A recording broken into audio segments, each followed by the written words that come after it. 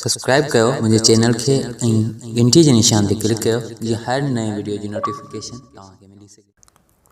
अस्सलाम वालेकुम, आऊं महबूब हींगोरजो ऐं अॼु जे हिन वीडियो में तव्हांखे ॿुधाईंदुसि त ऑडियो स्पेक्ट्रम कीअं ठाहिजे उहो पंहिंजे मोबाइल में ही तव्हां ॾिसी रहिया आहियो। हिते स्पेक्ट्रम आहे मतिलबु लकीरूं ऑडियो जे हिसाब सां वॾियूं नंढियूं थी रहियूं आहिनि। असांखे काफ़ी सारा ऑडियो स्पेक्ट्रम्स अॻु में ठहियल मिलंदा आहिनि पर उहो उन जे म्यूज़िक ते ठहियल हूंदा आहिनि।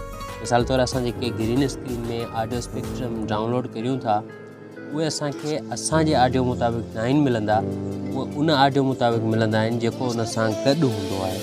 या वरी असां मिसाल तौरु कंप्यूटर में असां आफ्टर इफेक्ट जहिड़नि सॉफ्टवेयर में ऑडियो स्पेक्ट्रम ठाहे सघूं था, पर मोबाइल में कीअं ठाहिजे उन लाइ अॼु जे हिन वीडियो खे तव्हां पूरो ज़रूरु ॾिसियो। उमेद आहे तव्हांखे ज़रूरु पसंदि ईंदो। अचो त शुरूआति कयूं। दोस्तो, सभ खां पहिरीं तव्हांखे हिकु सॉफ्टवेयर जी ज़रूरत पवंदी जंहिंजो नालो आहे visualisation video maker. Visualisation video maker खे जीअं तव्हां ओपन कंदो तव्हांजे साम्हूं बिल्कुलु अहिड़ो इंटरफेस ईंदो। कुझु परमिशन्स आहिनि ऐं उहे तव्हांखे ॾियणियूं पवंदियूं, अलाउ करिणो पवंदो ऐं उनखां पोइ तव्हांजे साम्हूं अहिड़ो इंटरफेस ईंदो। दोस्तो, हिते जीअं टेप फॉर ऑडियो ते तव्हां क्लिक करे को बि ऑडियो फाइल खणो जेको तव्हां मिसाल तौरु जीअं ऑडियो ते तव्हां स्पेक्ट्रम ठाहिणु चाहियो था। मिसाल तौरु तव्हांजी पंहिंजी रिकॉर्डिंग आहे या को वरी सॉन्ग वग़ैरह आहे या स्टेटस जे लाइ या लोगो ते रखण लाइ तव्हां स्पेक्ट्रम ठाहिणु चाहियो था त उहो ऑडियो तव्हां खणो। जीअं मिसाल तौरु मूं हीअ ऑडियो खयो आहे ऐं हिते सादे नमूने जो हिकिड़ो स्पेक्ट्रम हली रहियो आहे ऐं जीअं आउं स्पेक्ट्रम ते क्लिक कंदुसि त हिनखे आउं चेंज करे सघां थो, मुख़्तलिफ़ रंग ॾेई सघां थो। मिसाल तौरु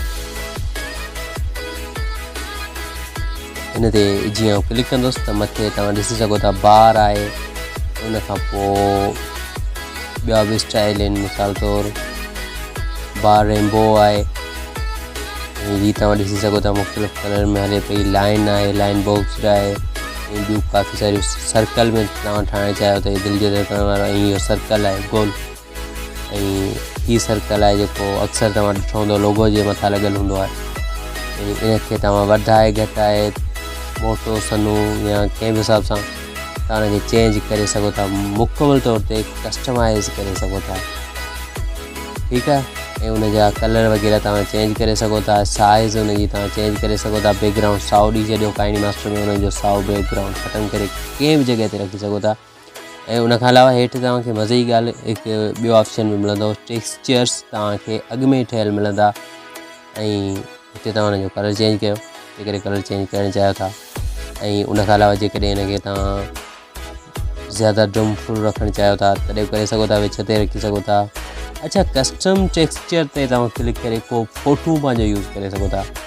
मिसाल तौरु सिलेक्ट कस्टम इमेज ते तव्हां क्लिक कयो ऐं उनखां पोइ हिते तव्हांजा सभु फ़ोटुनि जा फोल्डर शो थी वेंदा ऐं उन मां जेको तव्हां फ़ोटो खणणु चाहियो। मिसाल तौरु आउं फ़ोटो खणणु चाहियां थो जो हूंदो पिक्सल लैब में। अच्छा, पिक्सल लैब में हिकिड़ो फ़ोटो पियल आहे जेको काफ़ी वक़्तु अॻु मूं ठाहियो, ही तव्हां ॾिसी सघो था त हिन तरह जो फ़ोटू टेक्सचर वांगुरु हले पियो ऐं हिनखे आउं वधाए घटाए सघां थो। मतिलबु त हिते ॿ क़िस्म जी फ्रिक्वेंसीज़ आहिनि, हिकिड़ी आहे जेको तव्हां ॾिसी सघो था हाई ऐं लो फ्रिक्वेंसी ऐं DP रेंज जेकी आहे हाई मतिलबु त उहो आवाज़ु जेको सफ़ा नंढिड़ो सन्हड़ो हुजे ऐं लो फ्रिक्वेंसी मतिलबु उहो आवाज़ु जेको वॾो हुजे, तमामु ताईं वॾो, हुनखे असां लो फ्रिक्वेंसी चवंदा आहियूं। ऐं हिते तव्हां हुनजा कलर वग़ैरह चेंज करे सघो था। नॉर्मल रखियो आहे सही आहे, पर नॉर्मल में कुझु चेंजिंग करणु चाहियो त करे सघो था। अच्छा, उनखां अलावा तव्हां हुनखे ओके कयो ऐं हिते तव्हां को बि लोगो फ़ोटो एड करणु चाहियो त हेठि टेप फॉर इमेज ते क्लिक करे को बि लोगो खणी सघो था, फ़ोटो खणी सघो था, बैकग्राउंड खणी सघो था। उन फ़ोटो खे हुनजे स्पेक्ट्रम जे मथां रखी सघो था, हेठां रखी सघो था, किथे बि रखणु चाहियो त रखी सघो था। हुनखे तव्हां चेंज करे सघो था, साइज़ वधाए घटाए सघो था, हिकिड़ी जाइ खां ॿी जाइ ते मूव करे सघो था। या हुनखे थोरी रोशनी ॾियणु चाहियो या हुनखे थोरो वधीक अंधो करणु चाहियो तॾहिं बि करे सघो था। उनजे लाइ तव्हां हिते क्लिक कयो ऐं हिते ब्राइटनेस आहे हुनजी थोरो कटाए घटाए सघो था। बहरहाल अॻे असां हितां झले हथ सां ई मैन्युअली अॻियां या पोयां मतिलबु त लेयर जे हेठां या मथां रखी सघूं था। स्पेक्ट्रम जे हेठां रखंदासीं त स्पेक्ट्रम मथां हलंदो ऐं लोगो हेठां थी वेंदो। अहिड़े हिसाब सां तव्हां हुनखे हथ सां बि लेयर जे हेठां या मथां रखी सघो था।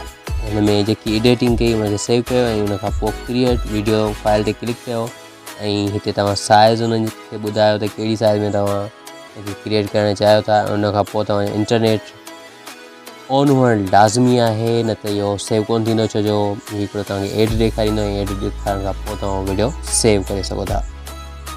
ओके दोस्तों ही हुई अॼु जी वीडियो। उमेद आहे तव्हां सभिनी खे ज़रूरु पसंदि आई हूंदी। वधीक अहिड़ी वीडियोज़ जे लाइ मुंहिंजे चैनल खे ज़रूरु सब्सक्राइब कयो। को बि सवाल आहे कमेंट में लिखो। हिन वीडियो खे अञा ताईं तव्हां लाइक न कयो त लाइक करे मुंहिंजे सभिनी दोस्तनि सां शेयर कयो जेके तव्हांजा दोस्त आहिनि। वीडियो खे लाइक करे पंहिंजनि दोस्तनि सां ज़रूरु शेयर कयो। ऐं मिलां थो तव्हां सां अॻी वीडियो में। तेसीं ताईं ईंदा इजाज़त। अल्लाह हाफ़िज़, गुड बाय।